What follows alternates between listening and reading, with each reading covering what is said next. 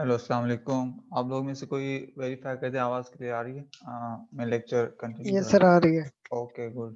Last वालेकुम lecture सुना अस्सलाम। था लास्ट लेक्चर सुना था और उसमें कोई चीज़ आपको कन्फ्यूजन हो या समझ ना आई हो? सर लास्ट वीक तो शायद लेक्चर नहीं हुआ, उससे लास्ट वीक हुआ था। हाँ, बिल्कुल, बिल्कुल। लास्ट वीक वाला या जो सर वो तो लिया था। ठीक है, गुड, गुड।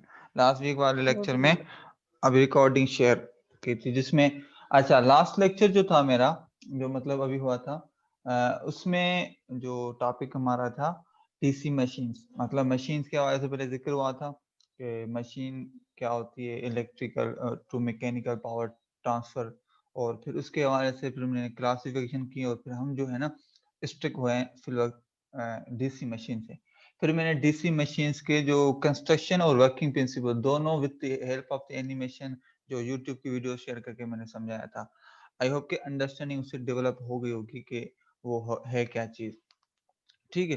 फिर भी मैं क्विक रिव्यू करवा दूँगा, अभी करता हूँ इसलिए क्योंकि आज के जो हम क्लासिफिकेशन करेंगे उसमें हमें वो हेल्प करेगा। इसका वर्किंग प्रिंसिपल क्या है? 3-4 उसमें वर्किंग प्रिंसिपल्स उसमें हैं। तो एक तो ये करंट कैरिंग वायर, जब जब किसी वायर में करंट होता है तो उससे अराउंड मैग्नेटिक फील्ड बनती है। ठीक है, पहला प्रिंसिपल ये है। दूसरा प्रिंसिपल ये है कि जब एक करंट कैरिंग वायर जब किसी मैग्नेटिक फील्ड में आ जाती है तो उस पे एक मैकेनिकल फोर्स जो ना अप्लाई होता है। ठीक है, ये 2 हैं और इन दोनों का कॉम्बिनेशन जो है ना एक्चुअल में जो मोटर में चल रहा होता है। इसमें जो मेन चीजें क्या थी, एक दो चीजें थी। एक आपका जो उसमें मैग्नेटिक फील्ड के लिए जो अराउंड होते हैं जिसको हम स्टैटिक पार्ट होता है, दूसरा मूविंग पार्ट होता है। जो स्टैटिक पार्ट है उसको हम स्टेटर बोलते हैं, जो मूविंग पार्ट है उसको हम अ, बोलते हैं रोटर बोलते हैं। ठीक है, तो नाम से ही ऑब्वियस नजर आ रहा है। तो जो आपका स्टैटिक पार्ट है उसमें उसके अराउंड उसमें जो वो होता है due to the magnetic field create करने के लिए। ठीक है, तो वो मैग्नेटिक फील्ड दो तरीके से क्रिएट हो सकती है। एक तो तरीका ये कि हम परमानेंट मैग्नेट लगा दें, जो कि छोटे मोटर्स होते हैं, जो जनरली जो खिलौने होते हैं, इस तरह की चीजें आप लोगों ने कभी यकीनन ट्राई किया होगा, तो उसको देखा होगा तो मोटर लगे होते हैं, वो परमानेंट मैग्नेट होते हैं। ठीक है, मगर जब लार्ज स्केल पे मोटर्स होते हैं, बड़े लेवल पे बनाते हैं, तो फिर परमानेंट मैग्नेट्स पे रिलाई नहीं करते। फिर एक आर्टिफिशियल जिसको हम मैग्नेट कहें वो बनाते हैं। वो क्या होता है? वो होते हैं इलेक्ट्रोमैग्नेट। मतलब वो जो हम उसका प्रिंसिपल जो करते हैं वो ये है कि जब भी किसी वायर में करंट फ्लो होता है तो उसमें क्या होता है, मैग्नेट फील्ड क्रिएट होती है। तो हम क्या करते हैं कि इस तरीके से वायर का एक वो पूरा एक बना देते हैं, क्या कहते हैं कि वायरिंग करते हैं इस तरीके से, बहुत ज्यादा वायरिंग एक जगह पे हो जाती है। तो उसमें से जब करंट गुजरता है तो मैग्नेटिक फील्ड स्ट्रांग बनती है। तो उस मैग्नेटिक फील्ड जो डिपेंड करती है आपकी उस पे नंबर ऑफ टर्न्स पे डिपेंड करती है। ये जो आप उस पे भी देखते होंगे फैंस वगैरह में या मोटर में वायरिंग कब ये खोली हुई होंगी चीजें, तो बहुत सारी वायर्स ना पतली पतली उसमें रोटेट हुई होती है सिर्फ मैग्नेट फील्ड जनरेट करने के लिए। तो वो स्टैटिक पार्ट जिसको हम फील्ड भी कहते हैं। दूसरा हमारा जो रोटर पार्ट है उस पे भी जो आपके पास वायरिंग होती है वो उसका पूरा प्रिंसिपल मैंने समझाया, एक सिंगल लूप से लेके पूरा मैंने समझाया था कि किस तरीके से उसमें आपका वो काम वर्किंग कर रहे होते हैं, क्योंकि पूरे एनिमेशन है उसमें मैंने बताया था। जिसको नहीं क्लियर है तो वो उसको एक रिव्यू भी कर लेगा तो इंशाल्लाह क्लियर हो जाएगा। अच्छा, तो मेन चीज ये थी कि एक है आपके पास रोटर में जो वाइंडिंग लगी हुई है इसको हम बोल रहे हैं आर्मेचर वाइंडिंग, और जो आपके पास स्टेटर में लगी हुई है वो हमारे फील्ड वाइंडिंग। ठीक है, तो इस बेस पे हमारे पास क्लासिफिकेशन होती है। उन आज उस क्लासिफिकेशन को हम जिक्र करेंगे। तो इसमें मैकेनिकल पार्ट कौन से होगा? आर्मेचर, कम्यूटेटर जो आपने देखा था उसमें बुश जो सप्लाई करते हैं करंट, कम्यूटेटर जो स्विचिंग ऑफ करंट हो रही होती है, पोल्स पोल्स जो आपके जो स्टेटर में जो जितनी वाइंडिंग्स होती हैं उनको हम पोल्स कहते हैं। ठीक है, तो इन सारी चीजों को जिक्र हुआ है तभी मैं क्विक चल रहा हूँ। अच्छा, इसके बाद फिर आज के टॉपिक में हमारे ये DC types of DC Motors, जो कि कंप्लीटली डिपेंडेंट ऑन दी कि आपके उसमें अंदर जो फील्ड एंड आपकी आर्मेचर वाइंडिंग्स किस तरीके से कनेक्टेड है। ठीक। तो पहला जो मोटर की टाइप है जिसको कहते हैं डीसी सीरीज मोटर, ठीक है, पहली क्लासिफिकेशन ये है। दूसरी शंट मोटर, फिर कंपाउंड मोटर। कंपाउंड में फिर मजीद दो पार्ट है, शॉर्ट एंड लॉन्ग पंखा कलेक्टिवली एक कंपाउंड ही कहा जाता है, ठीक है। और फिर सेपरेटली एक्साइटेड मोटर। यहां तक बात क्लियर है? इसको किसी को कंफ्यूजन हो? हाँ, Haris, Wasim and Waqas Khan.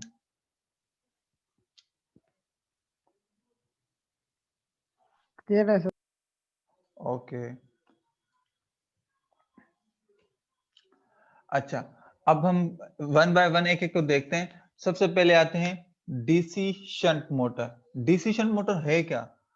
In DC shunt motor में क्या होता है कि field and armature winding are connected in parallel, as shown in figure. आगे एक फिगर है उसमें दिखाता हूँ।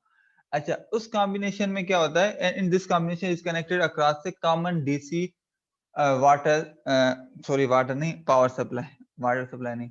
अच्छा, अब यहाँ पर सवाल आता है कि भाई ये इसका मतलब क्या है? तो मैं आपको फिर अगेन रिमाइंड करवा दूं, ये पहले फिगर ध्यान में रखें।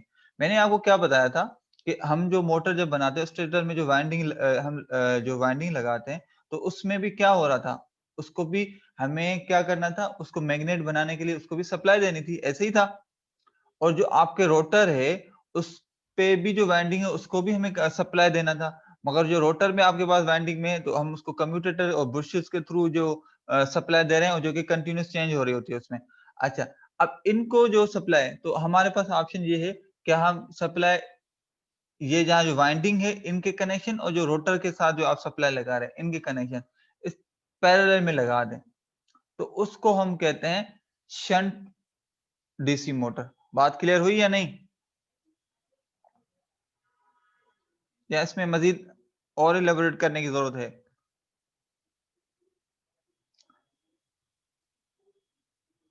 मुझे जवाब नहीं आ रहा, आवाज आ रही है मेरी? Yes sir. तो ये बात क्लियर हुई या अभी इसमें कंफ्यूजन है शंट का सर जो? फील्ड और आर्मेचर को हम पैरेलल में कनेक्ट करते हैं ना। हाँ, हाँ बिल्कुल। मैं देखता हूँ आपको उनकी एनिमेशन दिखा सकूं तो वो मुझे लगता है कि आप लोगों के लिए भी इजी हो जाएगा समझने में। सिर्फ एक विजुअलाइजेशन आपको ज़हन में आ जाए ना कि किस तरीके से कनेक्टेड है, तो वो मैं दिखाना चाह रहा हूँ आप लोगों को। तो जस्ट 1 सेकंड, मैंने निकाल लिया है।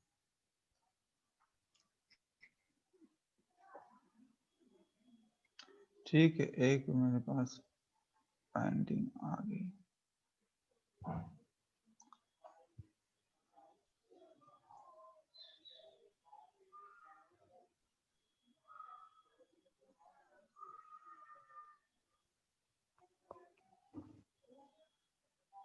ओके, एक मुझे अभी आपको मैं दिखा देता हूँ।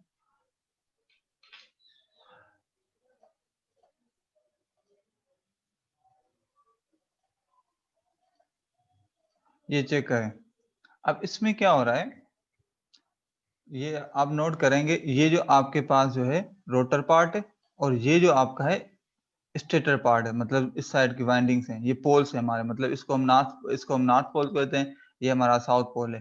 तो मोटर में भी अंदर इस तरीके से लगे होते हैं और नंबर ऑफ पोल ज्यादा भी होते हैं, ठीक है। वो तो पूरा पर है, उसको उसके अपने फायदे और नुकसान है, ठीक है। और ये कि मेन वर्किंग प्रिंसिपल फिर भी सेम ही रहता है। अच्छा, नॉर्थ एंड साउथ पोल, अब इसके अराउंड भी वाइंडिंग लगी हुई है, यहाँ पे आप नोट कर रहे हैं, ठीक है। और यहाँ पर जो आपके पास ये जो पूरा आर्मेचर जो आपके पास बना हुआ है, जो शाफ्ट है, शाफ्ट के ऊपर सारी ये आर्मेचर वाइंडिंग हुई हुई है, इसको भी कम्यूटेटर बुशेस के थ्रू जो बुशेस कनेक्ट होते हैं कम्यूटेटर से, और कम्यूटेटर जो कनेक्ट जो वाइंडिंग से सप्लाई कर रहा होता है। अब इन दोनों को जो पावर जा रहा है, ये देखो कॉमन सप्लाई, यहाँ पे ये जो है ना हो गया पैरेलल, मतलब ये भी इसमें आ गया और इसकी ये वाइंडिंग इसमें आ गई, इसी तरीके से ऊपर वाला पार्ट कनेक्ट कर दिया। तो एक ही डीसी पावर सप्लाई से हमने क्या किया, इस नॉर्थ एंड साउथ पोल को भी पावर दिया और इसको भी मतलब हम पावर दे रहे हैं, और ऑटोमेटिकली अंदर वाइंडिंग में वो पावर है ना, हर कॉइल को अलग अलग सप्लाई हो रहा है ड्यू टू दी कम्यूटेटर की वजह से, ठीक है। तो ये जो है आप लोगों को अब आइडिया क्लियर हो गया होगा इस चीज का। तो ये मोटर में सारी बात है, जब आपके पास वाइंडिंग वगैरह होती है ना, उसको पैनल इस तरह से ऑलरेडी बाहर टर्मिनल्स निकले होते हैं, तो उसको फिर उस हिसाब से एडजस्ट करते हैं।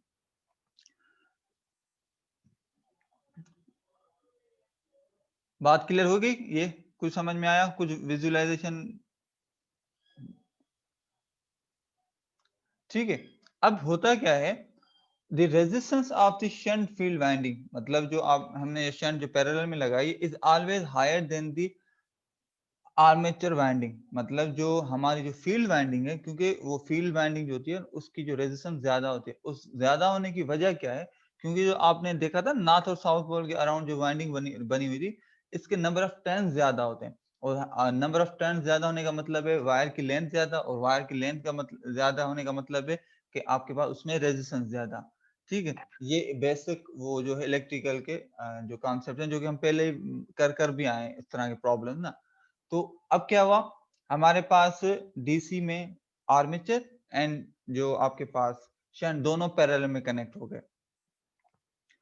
अच्छा, द फील्ड करंट, मतलब जो हमारा परमानेंट मैग्नेट बना हुआ है, the field current always remains constant. ये बात समझ में आ रही है या नहीं? इसको कोई एलेबरेट करेगा? हालांकि ऑब्वियस बात है, जो आपके पास पर हमने आर्टिफिशियल जो मैग्नेट बनाए हैं, जिसको हम इलेक्ट्रोमैग्नेट कर रहे हैं, जिसको हम यहाँ पे फील्ड का नाम दिया हुआ है, फील्ड करंट। फील्ड करंट को कहा हुआ है कि ये ऑलवेज रिमेन्स कांस्टेंट। तो ये क्यों है? कोई बताएगा इसको? वकास, कुछ अंदाजा?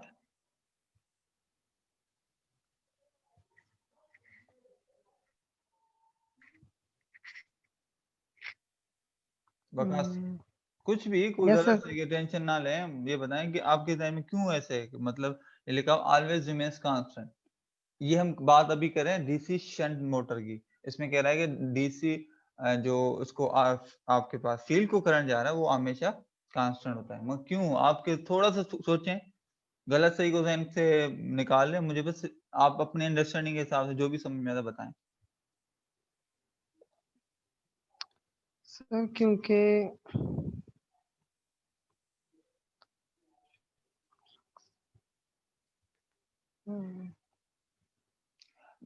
भला एक बात बताएं, फॉर सपोज आप जो एक घर में बल्ब लेके आते हैं, ठीक है, उसको यस सर, जब आप सप्लाई लगाते हैं, क्या वो फिक्स करंट लेता है या उसका करंट चेंज होता रहता है? फिक्स लेते हैं सर। फिक्स लेता है। उसकी वजह क्या होती है? सर उसके अंदर रिलेज वगैरह लगी होती हैं, तो करंट जो चाहिए होता है वही देता है, जो नहीं, रिक्वायरमेंट होती रिलेज है। तो बल्ब जो डीसी बल्ब वगैरह होते हैं तो रिलेज तो नहीं होती, खैर। मगर ये बात है फिक्स है। फिक्स क्यों होती है? क्योंकि अब आपके पास उसमें जो वोल्टेज जो एक फिक्स पावर रेटिंग बना हुआ है, ठीक है, और उसको जितना वोल्ट पावर चाहिए होता है वो उतना पावर ले रहा होता है। तो हमेशा जब आप वोल्टेज सेम देंगे तो वो फिक्स ही करंट पिक कर रहा होगा। हाँ, वोल्टेज जब कम करेंगे तो वो फिर करंट वो ज्यादा पिक मतलब एक उसमें लेगा। अब यहाँ पर क्योंकि आर्मेचर में जो आपके पास जो जो फील्ड है, जो कि आप इलेक्ट्रोमैग्नेट जिसको बना रहे हैं, वो फिक्स है। मतलब वहां पे जो आपके पास करंट की लेंथ, मतलब वायर की लेंथ चेंज नहीं हो रही। जितनी वायर है, मिसाल लो एक में वायर लेकर उसमें करंट गुजारूं, उसमें से उसकी जो रेजिस्टेंस भी फिक्स है, उसकी रेजिस्टेंस में भी चेंजेस नहीं आती, और उसको वोल्टेज जो मैं सप्लाई कर रहा हूँ वो भी उतना ही है। तो सारी बात है, करंट भी फिक्स ही होगा, क्योंकि करंट डिपेंड करता है वोल्टेज और उस पे रेजिस्टेंस पे। जब रेजिस्टेंस एंड वोल्टेज दोनों ही फिक्स हैं तो सारी बात है, तो फिर करंट भी फिक्स ही होगा। इस वजह से जो आपके पास शंट वाइंडिंग में जो आपके पास करंट जाता है वो फिक्स होता है। हेंस अब उसका फायदा क्या हुआ? क्योंकि मैग्नेट जो वो वाइंडिंग जो है आपकी मैग्नेट जनरेट कर रही है, वो डिपेंडेंट किस पे है? करंट पे। मतलब ये जो मैंने अभी आपको वो दिखाया था, जो मोटर में जो नॉर्थ एंड साउथ पोल आपको यूं कुछ नजर आ रहा होगा, तो इसमें जो वाइंडिंग लगी हुई थी, तो इन वाइंडिंग्स का जो आपके पास मैग्नेट जनरेट करते हैं, तो वो डिपेंडेंट होता है करंट। मतलब जितना करंट होगा उसके रिस्पेक्टिव उस हिसाब से मैग्नेट फील्ड जनरेट होगी, फार्मूलाज के मुताबिक, जो एम्पियर्स लॉ के हिसाब से।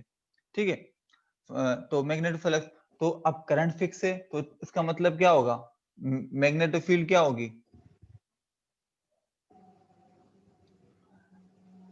अब मैं आपको कह रहा हूं कि भाई आपका मैग्नेटिक फील्ड डिपेंडेंट है करंट पे, और अभी करंट फिक्स है तो मैग्नेटिक फील्ड क्या होगी, फिक्स होगी या डायनामिक होगी? फिक्स होगी सर। फिक्स होगी। ठीक है, ऑब्वियस सी बात है, क्योंकि जब चीज उस पर डिपेंड कर रही है, आपके सामने लिखा हुआ है, क्योंकि ये जो फाई शो कर रहा है, ये शो कर रहा है मैग्नेटिक फ्लक्स और directly proportional to the ISH। ठीक है, मतलब शंट करंट के हिसाब से। दिस इज वाई, और यही वजह है कि शंट मोटर्स हैं उनको कांस्टेंट फ्लक्स मोटर्स भी कहा जाता है। ठीक है, मतलब उनका जो आपके पास जो क्या कहते हैं कि फ्लक्स है वो फील्ड का हमेशा फिक्स होता है, और उनका नाम फिर जो शंट मोटर्स है उनका नाम कांस्टेंट फ्लक्स मोटर्स भी है। बात क्लियर हो गई या नहीं?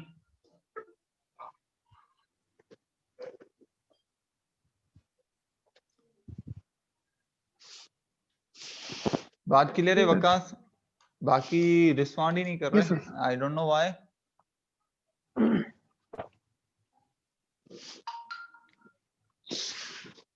ठीक है, अब इसका फायदा क्या हुआ? अब आपको जहन में बस चीज ये रखते हैं, जो मोटर होता है ना, हम मोटर यूज क्यों करवाते हैं, मतलब क्या चीजें हमें मोटर से आउटपुट चाहिए होता है?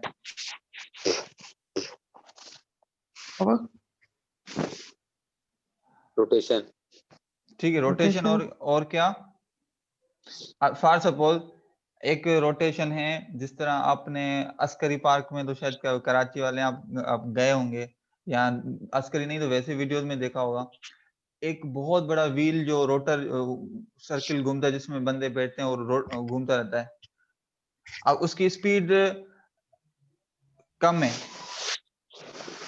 मगर आपके ख्याल में, और एक छोटा सा आप खिलौना लो, उसकी मोटर की लो स्पीड, उसकी स्पीड बहुत ज्यादा होती है, मगर उन दोनों में दूसरी कौन सी चीज डिफरेंट होती है? मतलब एक आप सिंपल खिलौने का मोटर लें, उसकी स्पीड बहुत ज्यादा होती है, आप चलाएं ना, तो यहाँ छोटा ही वैसे ही फैन ले लें या कोई ऐसी चीज छोटी सी भी ले लें, उसकी स्पीड बहुत ज्यादा होती है। और एक दूसरा जो मैं आपको बता रहा हूँ, वो जो बहुत बड़ा जंगला जो रोटेट हो रहा है कंटिन्यूअसली, उसकी स्पीड कम है। तो इन दोनों में दूसरी कौन सी ऐसी चीज अलग है? अगर हम एक और पैरामीटर तो होगा ना, एक तो स्पीड हो गई, आपने बताया कि चलो, दूसरी कौन सी चीज होगी वो जो इन दोनों में डिफरेंस पैदा कर रही है?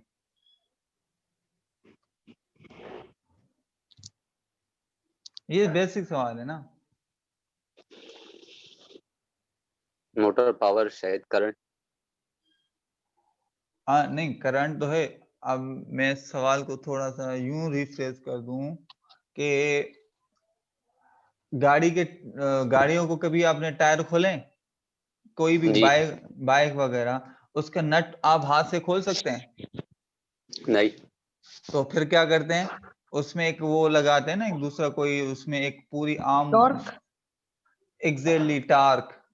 ठीक है, टार्क क्या होता है? Torque is the twisting force, मतलब वो जो आपको रोटेटिंग फोर्स होती है। ठीक है, अब जो मैं जिसका जिक्र कर रहा था कि भाई छोटा मोटर है, उसकी स्पीड तो ज्यादा है मगर उसका टार्क बहुत कम है, इतना कम होता है कि आप उस मोटर को अपने हाथ से भी अगर काबू करके रखें तो मेरे ख्याल में छोटे खिलौने वाले मोटर तो आप अपने हाथ से रोक सकते हैं। इसके बरक्स फॉर सपोज आप वो जो मैं जिसका जिक्र कर रहा हूँ, जो अस्करी पार्क या कोई भी पार्क में जो चिंगला घूम रहा होता है, बहुत सर्किल बड़ा बड़ा वाला, तो वो उसमें क्या स्पीड तो स्लो होती है मगर उसका टार्क बहुत हाई होता है, इतना हाई होता है कि वो हाथ तो क्या, मतलब वो तो उसके लिए मशीनें चाहिए होंगी वो उसको रोकने के लिए, या सप्लाई बंद करनी पड़ती है, वो बहुत ज्यादा लोड कैरी कर सकता है। तो हमारे पास आउटपुट क्या आता है मोटर से? हम उसको देते हैं इलेक्ट्रिक पावर, आउटपुट में हमें मिलती है स्पीड और टार्क। आई बात समझ में? तो मेन चीज जो जहन में रखनी है आपको, वो क्या रखनी है कि आपके पास स्पीड और टार्क कितना आ रहा है, और पावर आप किसमें कितना दे रहे हैं। बात क्लियर होगी अब? मतलब मेन ऑब्जेक्टिव समझ में आ गया अब? जी। Okay good. अच्छा, अब फिर हम क्या करेंगे, ये जो मोटर है इनकी फिर जो टार्क कैरेक्टरिस्टिक्स देखेंगे कि इनकी स्पीड और इनके टार्क पे क्या इम्पैक्ट पड़ता है। ठीक है, अब टार्क जो है वो चेंज होता है। मिसाल लो, आप एक सिंपल मोटर है उसको ऐसे ही चला लो, अब उसी मोटर के ऊपर मिसाल लो आप कोई गन्ने की मशीन का मैं एग्जांपल ले लेता हूँ, गन्ने की मशीन है ना, एक बगैर उसके चल रही है, पहले उसमें आप गन्ना नहीं खाली चल रही है, और दूसरा उसमें आप जब गन्ना उसमें एंटर करते हैं तो उस पे लोड पड़ता है। तो इस तरीके से जो डिफरेंट लोड पे उनके स्पीड और टार्क पे क्या बिहेवियर पड़ेगा, इस चीज को स्टडी करना है। Okay okay sir. ठीक है, तो फिर ये हमारे पास इसका पैरेलल में लगे हुए हैं, ये हमारा रोटर वाला जिसको आर्मेचर हम कह रहे हैं, और ये हमारा स्टैटिक जिसको फील्ड वाइंडिंग कह रहे हैं। ठीक है, ये इसको फील्ड वाइंडिंग की रेजिस्टेंस को हम RSH से शो कर रहे हैं। SH मतलब शंट वाइंडिंग, शंट फॉर्म में कनेक्टेड है। ठीक है, ISH जो उसके उसमें जो करंट इंटर है उसको, और ये जो इसमें आर्मेचर में जो करंट जा रहा होगा उसको हम IA से शो करते हैं, और आर्मेचर की रेजिस्टेंस जो है वो RA से शो होगी। ठीक है, और जो दूसरा फिर हमारे पास जो लोड या जो सप्लाई से करंट आ रहा होगा। अब ये इन चीजों को हमने, ये हो गया DC शंट मोटर का स्कीमेटिक डायग्राम या इलेक्ट्रिकल डायग्राम कह लें।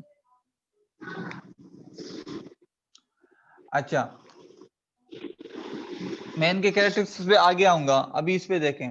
DC सीरीज मोटर, पहले हमने क्या देखा, DC शंट, DC सीरीज, नाम से जा रहे हैं DC तो है, मतलब ऑपरेट तो ये DC पावर पे कर रहा है, मगर सीरीज में क्या चीजें होंगी, तो हमारे पास कौन सी चीजें अभी थी दो जिनको हमने पैरेलल में लगाया था? आर्मेचर और field winding sorry. Armature field winding, तो हमने पहले इनको लगाया था किसमें? पैरेलल में। तो सीरीज में क्या होंगे? सीरीज में लगाएंगे, सीरीज मोटर में। एग्जैक्टली, ठीक है, सीरीज में हम उनको सीरीज में लगा देंगे। तो अब एक सेकंड, अच्छा क्लास में पार्टिसिपेंट बाकी क्लासेस में भी इतनी होती है या सिर्फ इस क्लास में ऐसे ही है? थोड़ा स्पेसिफाई करेंगे आपको अवकाश? सर ऐसे ही होता है। अच्छा, दैट्स वेरी अनफॉर्चुनेट। अच्छा, तो इन DC मोटर जिस तरह आपने अभी जिक्र खुद ही किया कि उसमें armature and field windings are connected in series with each other. आगे जो फिगर बनी हुई है, ठीक है, the resistance of the series winding, मतलब जो सीरीज वाइंडिंग है, जो सीरीज फील्ड वाइंडिंग की जो रेजिस्टेंस है वो is much similar as compare to that of the armature resistance, मतलब आर्मेचर की जो रेजिस्टेंस है उसके मुकाबले में सीरीज की जो रेजिस्टेंस है वो कम है। अच्छा, द फ्लक्स, अब इसमें मेन काम फिर हमारा दोबारा घूम फिर के कहां पे आ गया, तो भाई इस पे फ्लक्स पे क्या इंपैक्ट पड़ेगा? The flux produce is proportional to the field current, मतलब जो फील्ड में जो करंट है उस पे प्रोपोर्शनल है। अब क्योंकि सीरीज में करंट क्या होता है, याद है कुछ? हमने सीरीज पर जब सर्किट पढ़ा है तो सीरीज में करंट क्या होता है? डायरेक्टली प्रोपोर्शनल होता है ना। मतलब दो रेजिस्टर्स में सीरीज में कनेक्टेड हो तो दोनों में जो पावर और सॉरी जो करंट होगा वो क्या होगा? डिफरेंट होगा, सेम होगा? डिफरेंट होगा सर, सीरीज में डिफरेंट होता है, पैरेलल में सेम होता है। क्या? नहीं नहीं, आप उल्टा बोल गए। ऐसे सीरीज में करंट सीरीज में सेम होता है, करंट सेम होता है और पैरेलल में करंट डिफरेंट होता है। करंट डिफरेंट होता है, पैरेलल में वोल्टेज सेम होता है। जिस तरह हमने अभी बात की यस थी यस। शंट में जो वोल्टेज दोनों को एक जितना मिलेगा। अब सीरीज में करंट सेम होगा, तो इस वजह से जो फ्लक्स जो प्रोड्यूस होता है सीरीज में वो आर्मेचर करंट को कह लें या उसमें जो आपके पास सीरीज शंट वाइंडिंग का करंट, दोनों के डायरेक्शनली प्रोपोर्शनल हो जाएगा। ठीक है, सिर्फ DC सीरीज में मोटर में, पैरेलल में ऐसे नहीं हो रहा था। पैरेलल में हम डायरेक्टली किस पे कह रहे थे कि भाई जो उसका शंट का अपना करंट है उसके हिसाब से इसका उस पे ही फ्लक्स डिपेंड होता है। ठीक है, तो यहाँ पे क्योंकि करंट सेम होता है तो हम इसको इस तरीके से लिख सकते हैं, और यही यहाँ पे चीज जो है लिखी हुई है। बस ध्यान में यही रखेंगे नेट रिजल्ट हम क्या चाह रहे हैं। अच्छा, तो सीरीज में जो आपके पास आएगा वो ये आपके पास आर्मेचर और ये आपके पास शंट है और ये आपस में कनेक्टेड है, तो सीरीज में इनका इक्विवेलेंट सर्किट जो है वो ये बन जाएगा। The armature current and hence field current IS will be dependent on the load। ठीक है, तो IS और जो करंट है वो डिपेंड करेगा लोड पे, क्योंकि लोड भी उनके साथ फिर ऑटोमेटिकली सीरीज में हो जाएगा। अगर लोड ज्यादा होगा, लोड में करंट जितना होगा उस हिसाब से करंट फिर वो यहाँ पर आ जाएगा। ये तीनों करंट बस यहाँ के बराबर आ जाते हैं। तो फिर जितना लोड के में करंट वो कैरी कर रहा होगा या रिक्वायर होगा, फिर उस हिसाब से वही सेम करंट इसमें आएगा। इनके प्रॉब्लम्स अभी करेंगे इंशाल्लाह। अच्छा, कंपाउंड में क्या होता है, लॉन्ग उसके भी फिर मजीद जो है ना दो टाइप्स हैं। लॉन्ग कंपाउंड में क्या होता है, सीरीज और इसका कंबाइन होता है, क्योंकि जो फील्ड वाइंडिंग्स के जो वाइंडिंग्स होती हैं वो भी काफी ज्यादा होती हैं। जिस तरह हमने पहले स्टडी किया था एक लूप पे, और जो फिर उसमें बहुत सारे अलग लूप भी हमने देखे थे कि बहुत ज्यादा लूप भी थे।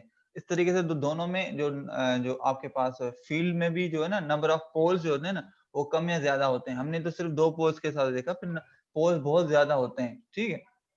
तो उनके हिसाब से फिर उनका जो बिहेवियर का कुछ सीरीज में लगा देते हैं, कुछ पैरेलल में लगा देते हैं। तो इसको हम कहते हैं कंपाउंड मोटर, जिसमें मतलब कुछ वाइंडिंग्स जो हैं आपकी फील्ड वाइंडिंग वो सीरीज में है, कुछ वाइंडिंग जो है पैरेलल में है विद दी आर्मेचर। आई बात समझ में? तो उसकी मैं अभी आगे फिगर दिखा। इन लॉन्ग शंट में क्या होता है, डीसी मोटर में shunt field winding is connected across the series combination of the armature and series. बल्कि यहीं पे दिखा दो, ये है आपके पास, ताकि कंफ्यूजन ही ना हो।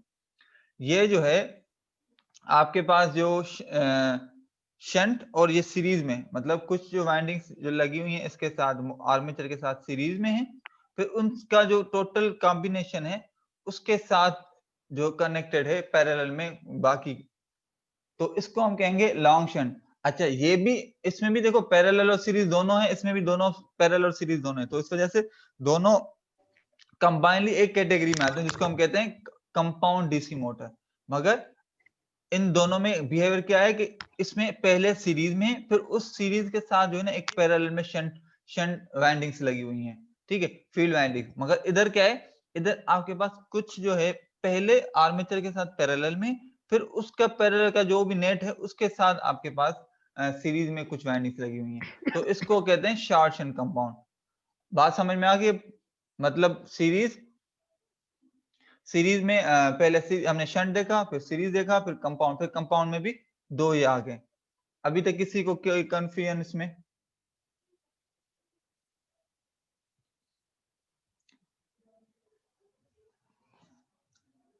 जी वकास आप ही हैं तो नहीं। बताएं, जहां तक क्लियर हो गया।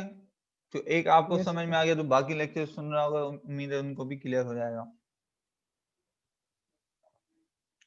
अच्छा, अब जिसका जिक्र हम कर रहे थे, अब उसका टाइम आ गया, टार्क एंड स्पीड डिस्ट्रीब्यूशन। हम लोग अभी जिक्र सिर्फ कर रहे थे वर्बली। अब क्योंकि ये जो है कोर्स असल में, ये जो मैं जो पढ़ा रहा हूँ ना मशीन वगैरह, ये हमारे सिर्फ 32 क्रेडिट आवर्स का सिंपल एक कोर्स है। उसमें भी हमें इलेक्ट्रिकल इलेक्ट्रॉनिक्स की बेसिक्स और इसमें जो मशीन की बेसिक्स सबको कवर करना है। हालांकि जो मशीन से बिजाद खुद जो है ना, ये एक एडवांस 3 क्रेडिट आवर का कोर्स होता है।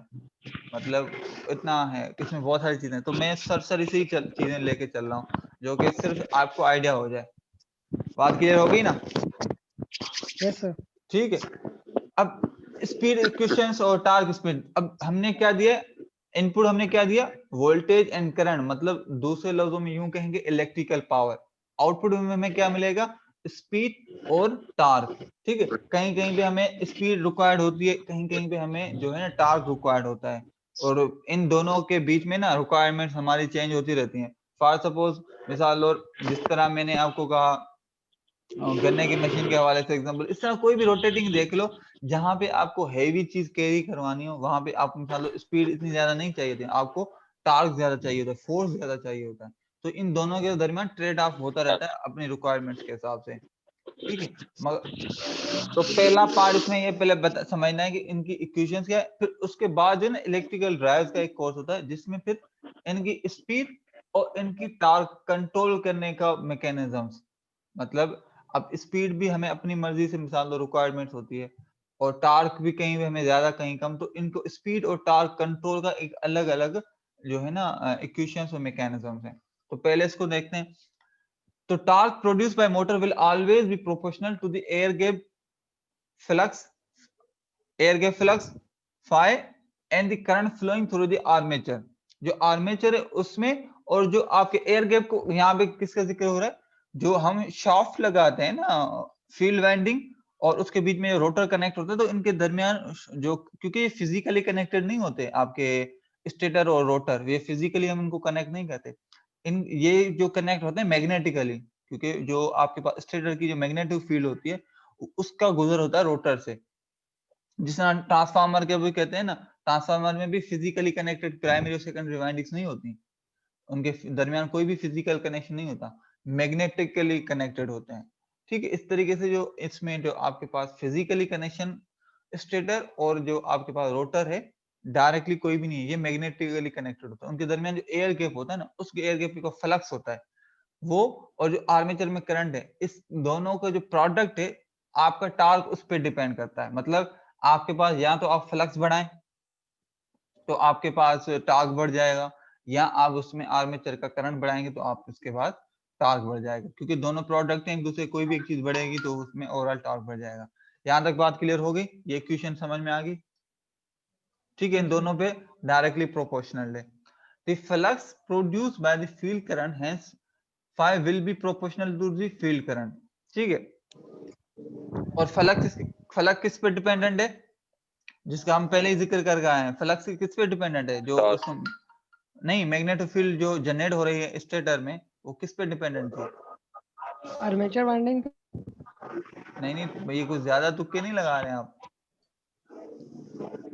आर्मेचर वाइंडिंग का मतलब, मैं सिंपल आपको कहूं, आप इलेक्ट्रोमैग्नेट बनाए, मतलब इलेक्ट्रिकल से की एनर्जी से मैग्नेट बनाए, तो उस वो मैग्नेट उसको इलेक्ट्रोमैग्नेट कहते हैं, तो उसकी मैग्नेटिज्म की जो पावर वो किस पे डिपेंडेंट होती है, उस पे जो, ये बात समझ नहीं आई अभी तक? मतलब जो जिसका हम जिक्र कर रहे हैं ना, जो स्टेटर, मतलब जो आप परमानेंट मैग्नेट्स को रिप्लेस करते हैं हम इलेक्ट्रोमैग्नेट से, उस इलेक्ट्रोमैग्नेट की वाइंडिंग जिसको हम कह रहे हैं फील्ड वाइंडिंग, उसमें जो करंट गुजर रहा होता है उस करंट पे आपका फ्लक्स डिपेंड कर रहा होता है। मतलब फ्लक्स का मतलब यूं कहें कि मकनातीसी ताकत जो अब उसमें जनरेट होगी ना, वो डिपेंड करेगी उस पे करंट कितना गुजर रहा है। इसका बहुत सिंपल एग्जांपल यूं ले ले, आप घर में भी वैसे तो नहीं, सिंपल एक जो अब वायर लें, उस वायर को भी अगर मिसाल और आप जो है ना रोटेट करे करके उसमें से करंट गुजारेंगे तो उसकी भी कुछ ना कुछ मैग्नेटिक फील्ड जनरेट होगी, और जितने नंबर ऑफ टर्न्स ज्यादा होंगे उसके उतने पावर, एक तो आपके पास फील्ड ज्यादा स्ट्रांग होगी। तो इस वजह से हमने कहा कि टार्क डिपेंडेंट है फ्लक्स पे और आर्मेचर करंट पे, और बिजाते खुद जो फ्लक्स डिपेंडेंट किस पे, फील्ड करंट पे। इट मींस जो टार्क डिपेंडेंट किस पे हो गया, फील्ड करंट पे और आर्मेचर करंट पे, दोनों पे डिपेंडेंट हो गया। बात क्लियर हुई या नहीं हुई? जी।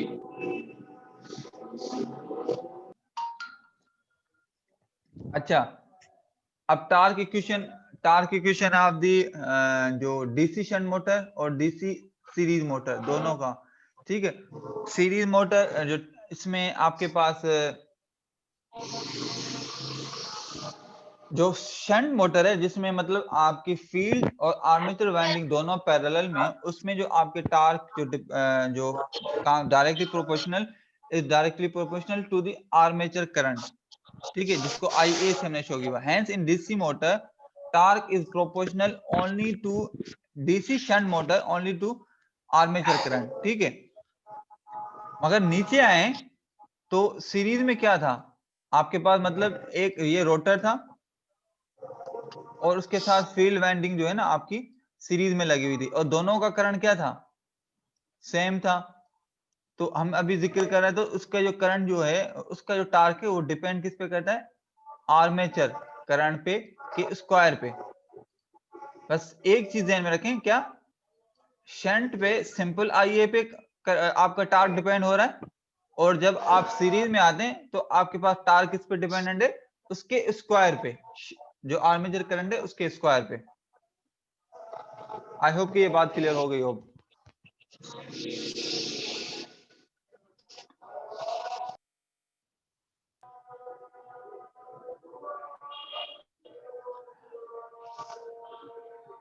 अच्छा, यहां तक सबको क्लियर है, किसी को कोई कंफ्यूजन?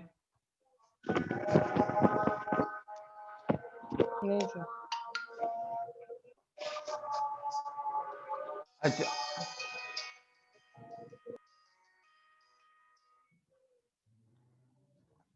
अच्छा, अब नेक्स्ट हमारा है स्पीड इक्वेशंस। अब स्पीड इक्वेशंस के लिए फिर अगेन, क्योंकि अब ये मैं ड्राइव नहीं कर रहा हूँ, मैं डायरेक्टली क्या एक वो इक्वेशन ड्राइव हुई है उनको ही यहाँ पे बता रहा हूँ। बस आपको इतना आइडिया हो कि ये इस तरह का प्रॉब्लम हो कि भाई सीरीज है, शंट है, तो उस हिसाब से आप इसको उस जगह पे अप्लाई कर सकें। अभी तक हम मतलब जो मेन कोर्स है हम बेसिक्स को ही कवर करेंगे। तो इसमें जो आपके पास मैग्नेटिक जो बैक ईएमएफ बनता है, बैक ईएमएफ क्या था कि हम पढ़ रहे थे ना कि जब आपके पास एक कंडक्टर किसी मैग्नेटिक फील्ड में एक खास स्पीड से मूव करता है तो उसमें एक वोल्टेज इंड्यूस होता है। ये है फैराडे लॉ, ठीक है। तो उस फैराडे लॉ की वजह से जो है ना वो डिस्क्राइब किसको करता है, बैक ईएमएफ को। उसकी इक्वेशन पूरी जीरो पोल्स और नंबर ऑफ टर्न्स और मैग्नेटिक फ्लक्स मिला जुला के वो ये बनती है जो आपके सामने लिखी हुई है, ठीक है। अब यहाँ पे जो n है वो स्पीड को शो कर रहा है। अब यहाँ से अब हमें पता चलेगा, अगर इस इक्वेशन को रिफ्रेश करा, मैं आपको कहूँ ये इक्वेशन को रिफ्रेश करें सिर्फ n के लिए, तो कैसे करेंगे?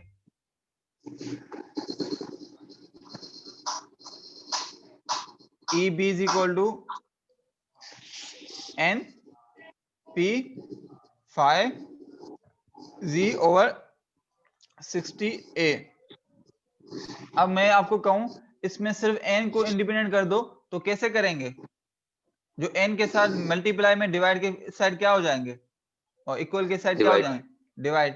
तो मतलब ये जो है आपके पास 5z और उसके साथ दूसरा p 5z, ये सारे इधर आ जाएंगे, और ये जो है 60a उसके साथ आ जाएंगे इधर। ऐसे ही होगा। जी। तो मतलब दूसरे लफ्जों में हम यूं कहेंगे कि n जो है आपका, n मतलब जो स्पीड है वो किस पे डिपेंडेंट हो गई आपकी, EB अपान फाइ। मतलब बैक ईएमएफ कितना है और आपके पास जो जो मैग्नेटिक फ्लक्स है उसके इनवर्स हो जाएगी स्पीड। तो उसको जो डायरेक्ट इक्वेशन आपके पास बनेगी वो ये है, जहां पर ये जितने भी बाकी पैरामीटर्स है ना, इन सबको हमने k के बराबर कर दिया। n इज इक्वल टू के EB ओवर 5c, मतलब ये हमारी होगी स्पीड की इक्वेशन। आई बात समझ में? और अब हम आगे बढ़ते हैं। अच्छा, इन इक्वेशन से अब हम आते हैं voltage at the terminal in the series. ये मैं आगे आपको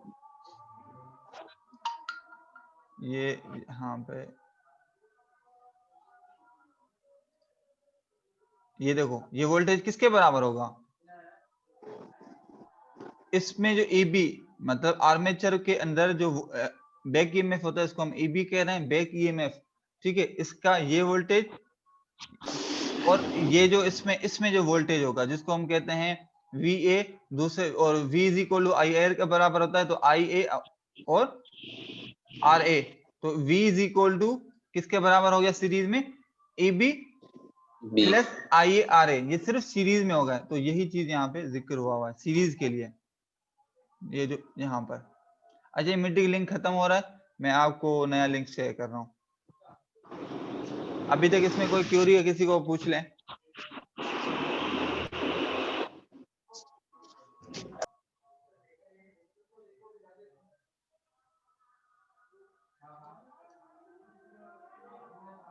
ओके, मैं लिंक शेयर कर रहा हूँ।